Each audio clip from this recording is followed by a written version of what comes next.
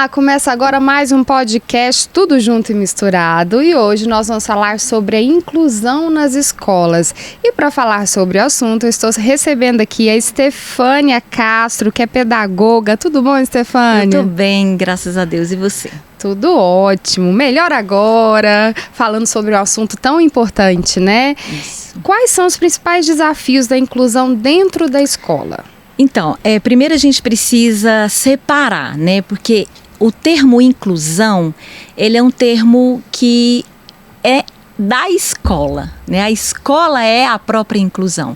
Então, a escola, um dos papéis da escola é esse, incluir.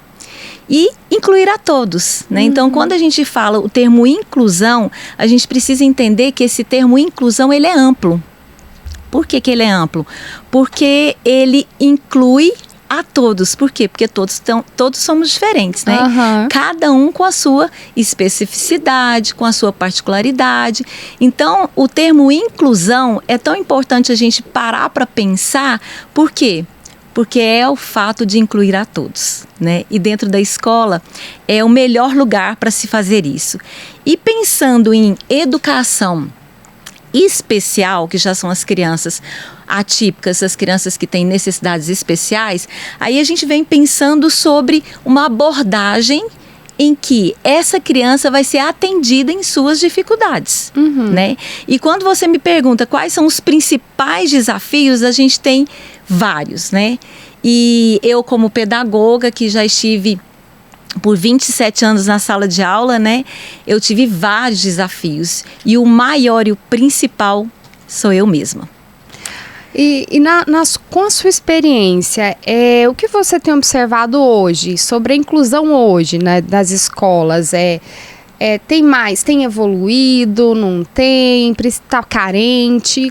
O que você tem observado? Então, quando eu disse que o desafio somos nós mesmos, por quê? Porque nós, os professores que estamos dentro da sala, a gente precisa ver esse desafio e enfrentar ele consigo. Né? Então, quando eu enfrento esse desafio, eu percebo que eu vou além daquilo que é possível. E aí você vem me dizendo como está hoje, né? Hoje nós percebemos que existem muitas possibilidades de ajuda para o profissional, para a família, para a criança. Então, nós não podemos deixar de caminhar junto com esses profissionais, que são os profissionais que nos apoiam, que nos ajudam, né? Então, quando eu estava dentro da sala e eu tinha crianças que precisavam de apoio, dessa rede de apoio, isso me ajudava muito. Isso me trazia uma tranquilidade de que eu não estava só e de que eu poderia pedir ajuda para quem sabia me ajudar. Né? Pedir ajuda para a pessoa certa, né? Então, hoje é difícil? Não vamos romantizar, né? A inclusão, a educação especial, não dá para romantizar. É muito complicado quando um professor se depara com essa situação. E quando a gente tem essa rede de apoio, nos é facilitado, né? E essa rede de apoio diz muito dentro da sala de aula com uma pessoa que acompanha. Isso que eu ia te perguntar. O que é essa rede de apoio? É uma pessoa que acompanha junto? São os pais ali junto? A família ou o responsável pela criança junto? É isso? São todos os envolvidos, de psicólogo, psicopedagogo, fono. Em vários casos, há necessidade de ter um acompanhante junto com a criança. Por quê? Porque as habilidades que lhe é pedida não consegue fazer só. Né? E às vezes as ferramentas que nós oferecemos não é suficiente. E nós precisamos dessa rede de apoio para nos orientar, para trazer as melhores ferramentas, para trazer aquilo que nós precisamos para que a potencialidade daquela criança venha e ele aprenda. Mas essa não é a realidade de todas as escolas, né, Stephanie? Assim, a maioria das escolas não contam com essa rede de apoio. Como que o professor pode lidar? Porque aquela criança precisa de uma atenção maior, de um carinho maior. Como que ele pode lidar? Então, Débora, pastora Débora, essa situação que eu disse aqui dessa rede, infelizmente é para poucos. Então a gente poderia pensar numa política, pública, né? Nós precisamos pensar sobre, para trazer essa rede de apoio para a criança que necessita. E o professor, ele se vê numa situação de ser solo, né? E nessa solidão, o mais importante é procurar conhecimento. Então, a gente procurar conhecimento. Hoje a gente tem um acesso muito fácil, né? A internet nos facilita muito. Então, o que eu mais oriento para esse tipo de professor que não tem essa rede de apoio é buscar o conhecimento. Quando nós conhecemos, nós entendemos, nós amamos, nós fazemos o que for para ajudar. Por quê? Porque vem até nós a empatia, né? Aquilo que eu gostaria que fizesse se fosse o meu caso naquela situação. E a gente pode fazer isso também com a sociedade, né? Para tornar ela mais inclusiva, né? E passar mais conhecimento, mais informação, é isso? Isso. Quanto mais a gente sabe, igual eu disse, quanto mais conhecimento, melhor. E eu tenho até um exemplo para te dar. Eu estava na padaria e eu estava na fila para pagar os meus produtos que eu tinha pego. Daí, atrás de mim tinha uma mãe com uma criança. E essa criança estava muito impaciente na fila. E ela ia, e ela voltava, e a mãe segurava, e a mãe põe no colo, e ele não queria ficar no colo, e ele descia, e ele ia lá, e me cutucava, e cutucava o de trás, e cutucava o da frente, né? E imediatamente eu percebi que era uma criança que precisava de uma atenção diferenciada. E como eu estava na frente, né, na fila dessa mãe, o que eu pude fazer? Dar a minha vez para ela. Por quê? Porque aquilo era necessário naquele momento. Empatia, né? É empatia. Eu me colocar no lugar do outro, eu perceber a necessidade do outro. E quando nós fazemos isso, nós entendemos que é possível. Né? Eu lido muito com criança e eu percebo o quanto que a criança, tranquilamente ela faz isso. Né? Elas se adaptam muito fácil. Elas têm esse poder de sensibilidade, de perceber e imediatamente eles conseguem ajudar. Né? Então, eu falei para aquela mãe naquele momento, pode passar, pode ir na minha frente, pode pagar os seus produtos antes da minha vez. Daí ela falou assim, me desculpa, é porque ele é autista. Eu falei, não precisa se desculpar. Vá, não se importe com o que os outros vão pensar ou falar. Isso. Porque muitas vezes, pastora Débora, as pessoas só sabem julgar, né? Não vê por trás daquela birra, por trás daquela situação complicada que aquela mãe está tendo com aquela criança. Não vê, não sabe entender, mas sabe julgar. Poxa, mas aquela mãe não deu limite. Olha a birra, né? Poxa, aquela mãe não sabe colocar aquela criança no lugar dela. Né? Então, a empatia na sociedade, ela começa ela começa em nós, no nosso olhar, nos detalhes que nós temos ao olhar para o outro, ao ver o outro como aquele que também necessita de nós.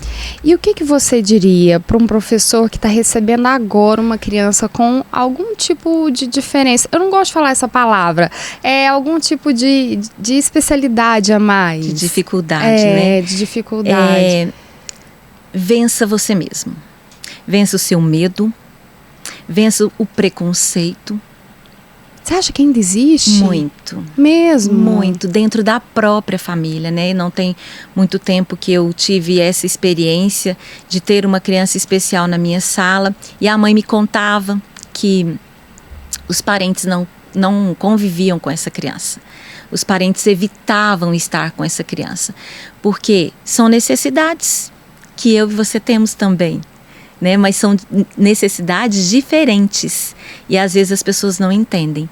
Então, vencer nós mesmas e permanecer, não desistir. Por quê? Porque fácil não é, nunca foi. E Jesus mesmo disse a nós, né? Não vai ser fácil, mas eu venci o mundo e vocês vão vencer também.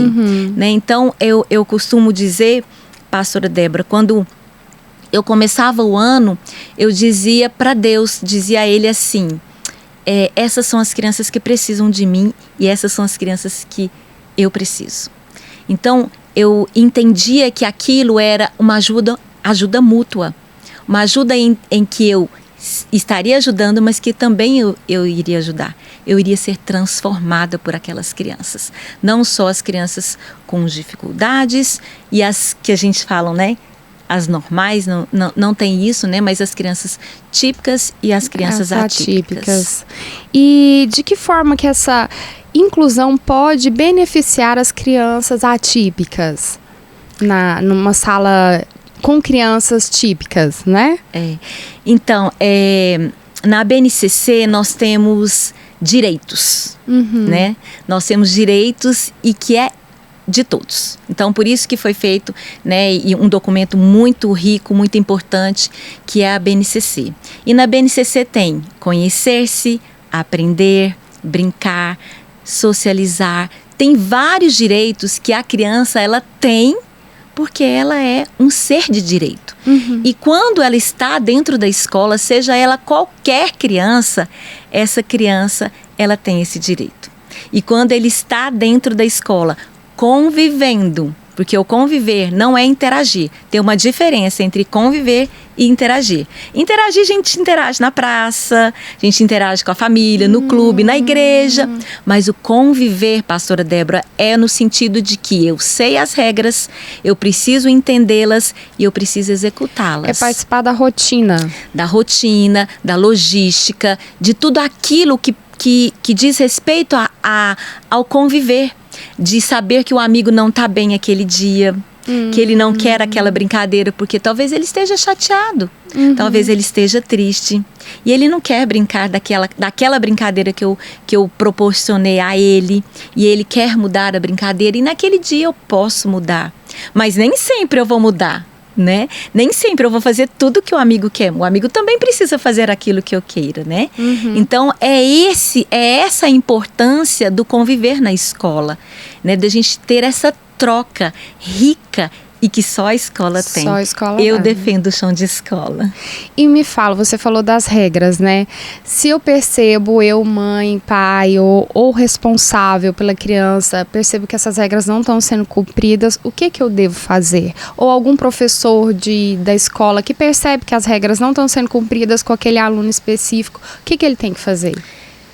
Existem casos e casos. A gente precisa ter um diálogo com essa família, né? Porque às vezes é um momento em que a criança esteja passando, né? Eu tive também uma situação em que eu recebi o meu aluno e ele disse assim, professora, a minha irmã está com câncer. A irmã dele era uma criança também, só que um pouco mais velha que ele. Daí eu falava, sério isso? Você está falando isso sério? Sério, professora? Daí eu falei, pois é, então nós vamos orar por ela. Nós vamos acreditar que Deus pode fazer. E eu fui até a família, porque eu achei aquilo muito pesado para ele estar falando, né? E aí a mãe falou assim, Estefânia, não tem nada disso na nossa casa, mas nós estamos passando por uma situação complicada. Eu e meu esposo estamos nos separando, né? Então isso, pastora Débora, tem a ver com sensibilidade. Com o emocional da criança. Com perceber a criança. Ela chegou com um dado e daí eu fui atrás para poder entender o que esse dado estava me trazendo. E posteriormente eu vi que na hora do recreio ele estava muito elétrico, muito agitado, mais desobediente, porque às vezes a gente trazia alguma determinação dele, dizia algum combinado, ele dizia não, eu não vou fazer. E aí vem um momento em que nós trazemos a certeza para a criança de que ela é amada, independente do que ela tem feito, né? E eu dizia a ele, eu amo você, mas eu não amo as suas atitudes. Então vamos repensar, porque assim não dá para ficarmos juntos aqui. Aqui existem combinados para que tudo fique bem, para que tudo fique legal. Estefânia, de que forma a capacitação de professores pode influenciar as crianças com necessidades especiais, a inclusão das crianças? Como eu já falei, eu defendo um único princípio, conhecimento. Porque quando eu sei ajudar, eu sei entender, eu sei trazer a potencialidade da habilidade, igual eu tinha dito. Eu tive várias crianças, né? diferentes e crianças atípicas de várias situações. E eu fui buscando ajuda, eu fui buscando conhecimento. E uma vez eu participei de um curso e nesse curso a psicóloga falava que as crianças autistas, quando elas começam a correr no ambiente, é para eles se autorregularem. Olha só que interessante. E às vezes a pessoa ali não entende e vai achar que é só uma falta do que fazer, daí dá uma atividade que às vezes não tem nem interação, a criança uma bronca, né? não entende, ou então limita aquela criança, castiga, né? Eu não gosto de usar esse termo porque eu acho isso muito pesado para a criança, mas às vezes eles tiram o direito da criança de alguma coisa porque ele está correndo, né? Então o conhecimento, ele é a chave. Quando eu conheço, quando eu sei que uma criança autista ela está correndo para se autorregular, quando eu sei que aquela criança, quando chega alguém diferente, ela se desnormaliza, e eu pego na mão, dou essa segurança a ela, dou uma volta, digo a ela que está tudo bem, que vai voltar ao que era só uma visita, né? Porque eles não conseguem, às vezes, lidar com essa rotina que muda, de chegar uma pessoa, de não ir para a aula de educação física e ir para a aula de música, né? Na mente deles estava cristalizado e eles têm essa dificuldade de mudança de rotina. Então, é conhecer. Quando eu conheço, eu sei ajudar. Quando eu conheço, eu sei capacitar essa criança na melhor coisa que ela tem. A importância do conhecimento, né? E quais são os desafios emocionais enfrentados por crianças com necessidades especiais na hora da inclusão, na escola, principalmente? Porque é um ambiente novo, são colegas novos, o professor é um professor, é uma pessoa nova que vai estar ali, né?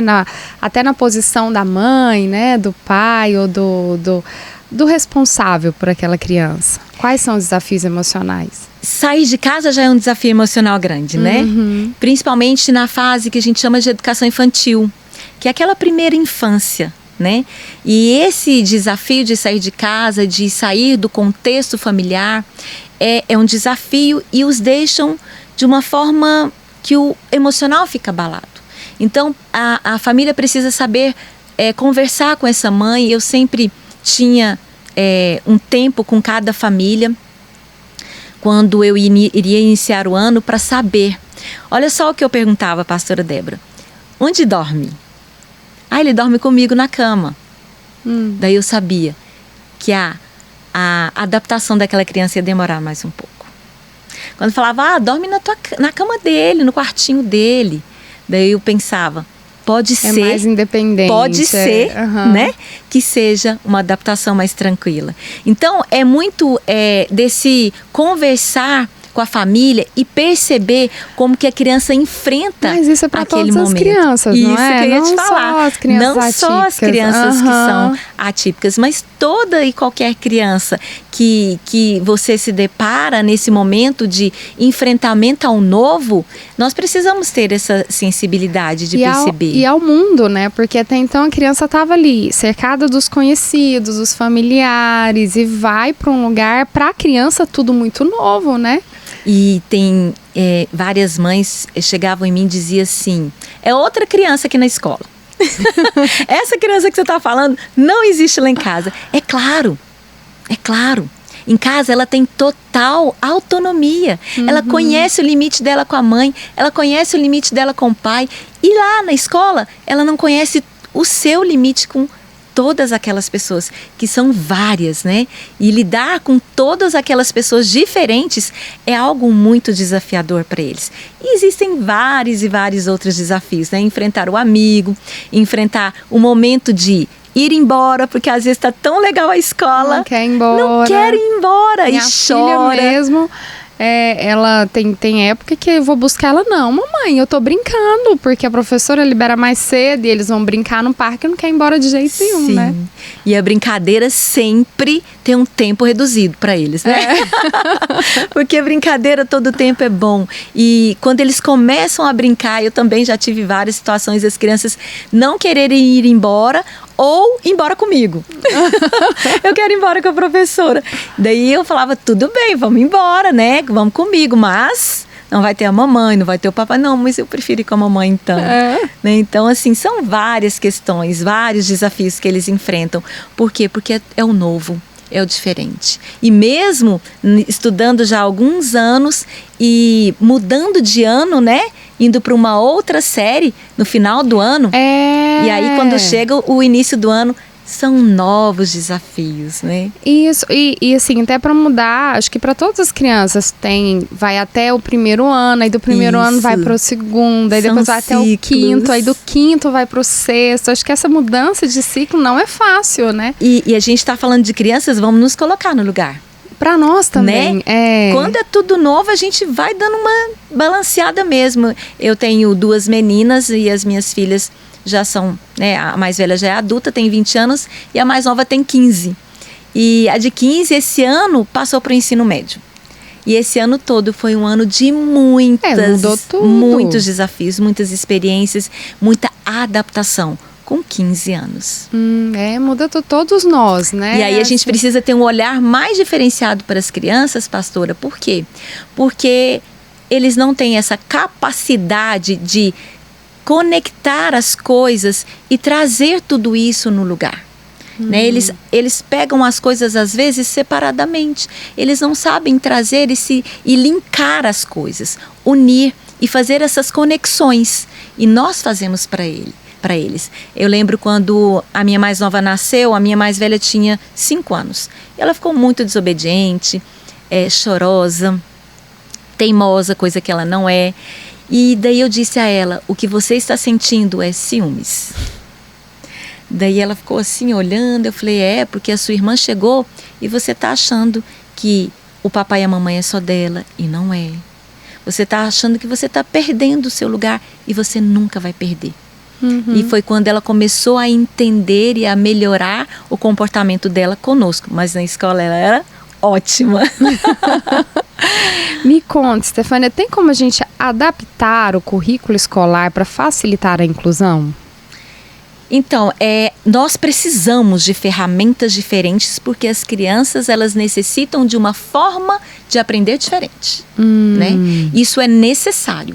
Então, as mesmas ferramentas que eu uso para a maioria da sala, com certeza não vão dar certo. Uma ou outra, claro que sim. E por isso que eu falo da rede de apoio. Né? A rede de apoio, ela traz esse cronograma. Ela traz esse planejamento de desenvolvimento, né? E nos ajuda a trazer também essas ferramentas. E nos ajuda a trazer uma forma de que a criança aprenda. Porque o nosso objetivo maior é trazer essa criança para aprender, conviver, socializar com todo aquele contexto escolar. E quais são os obstáculos? A gente acabou de falar da rede de apoio, né? Que as famílias enfrentam na hora da inclusão. Eu acho que o diagnóstico. O diagnóstico. Muitas vezes é a escola que traz o diagnóstico, né? A escola não traz, a escola pede para ir em busca. Né? A escola não tem essa autonomia, a gente não tem condição profissional para fazer esse diagnóstico. Mas né? Orienta a busca. A gente orienta. Nós pedimos para ir no neuro, para ir na psicóloga, para ir na psicopedagoga. E aí esses profissionais, eles vão estreitando o caminho, né? Trazendo esse diagnóstico. E o diagnóstico, quando chega, ele é muito doído. Ele é muito dolorido, né? Então, assim, para a família, para a própria criança, né? Que às vezes eu tenho uma amiga que ela descobriu tem 1 mês e pouco que a criança dela, que o filho dela é autista, e ela disse a mim assim, Stefânia, eu não sei se eu quero contar para as pessoas. Daí eu disse, por que você não quer contar?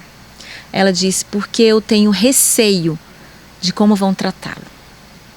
Aí eu fico imaginando, né? Aí a mãe fica com medo de como vai tratá-lo, mas ao mesmo tempo com medo de não falar e não trazer prejuízos, não ter o tratamento adequado. Isso, e lembra que eu falei que o conhecimento é o melhor caminho, é a chave. Então eu, né, disse a ela, conte. Conte por quê? Porque você precisa que as pessoas entendam e não o julguem e não o prejudiquem. E dá o tratamento adequado, né? A Isso. professora dá a atenção Sim. adequada para a criança, Sim. né? Eu disse para ela, conte. Ela falou, mas é porque eu tenho receio, Estefânia, das pessoas ficarem com dó. Tipo, deixa ele fazer o que ele quer. Coitadinho, né? Ele é isso. Ele não é. Ele está. Né? Porque nós cremos no sobrenatural. Então, eu disse a ela, conte para as pessoas que você acha que vai ajudar. Para as pessoas que não vão ajudar, ok, é um direito que você tem. Mas conte para as pessoas que vão te ajudar, que é a sua rede que vai fazer com que ele avance e ele desenvolva. E qual a importância de procurar o apoio multidisciplinar, psicólogos, neurologistas, Sim, né? Nas escolas para as crianças especiais? Caminhar juntos, caminhar com um único propósito, com uma função, de fazer com que aquela criança fique bem, que ela fique na escola, ela se pertença. Ela faz parte daquele ambiente, ela se sinta pertencente, né? E também desenvolva as suas habilidades, porque na minha sala, em várias situações de sala de aula que eu já vivi, eu sempre potencializava aquelas crianças que eu via que tinham uma certa dificuldade, mas que tinham habilidades que eram incríveis. E aquelas habilidades que eram incríveis eu potencializava. Eu dizia, gente, olha só como ele faz isso bem, olha só como ela faz isso muito bem, olha só como ele pensa assim, entende? Por quê? Porque todos nós temos potencialidades, temos habilidades que somos excelentes em fazer, mas temos outras que nós não somos tão boas assim, né?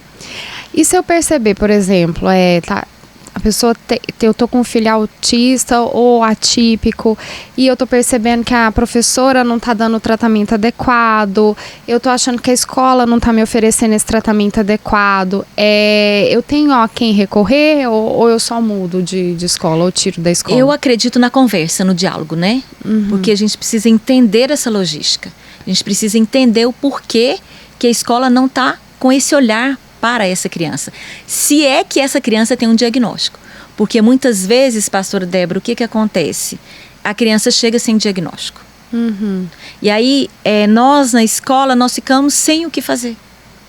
A gente tenta de uma forma, a gente tenta de outra, porque a gente não sabe como fazer, não temos a rede de apoio para nos ajudar, que conhece a criança, que já tem uma caminhada com a criança, que já sabe como nos conduzir. Nós ficamos perdidos. E às vezes isso soa para a família uma forma de descaso. Não estão dando importância, não estão dando o olhar. Mas eu preciso saber, né, se essa criança tem um laudo. Né? Ela tem um laudo, ela passou por vários profissionais em que trouxe um diagnóstico que é possível trazer uma situação de ajuda, né? De olhar diferente. É a importância do conhecimento, né? E a importância de trabalharmos todos juntos, né? Família, escola, para incluir aquela criança, não é? Sim. Foi muito bom a nossa conversa, muito esclarecedora. Vou te chamar mais vezes para a gente conversar aqui, pode viu? Convidar, eu sempre estou à disposição.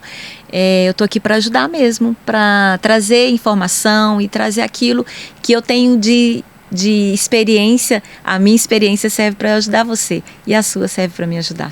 Muito obrigada. Muito bom, prazer te receber aqui. Obrigada. E você fica com o nosso próximo podcast. Tchau, tchau. Tchau, tchau.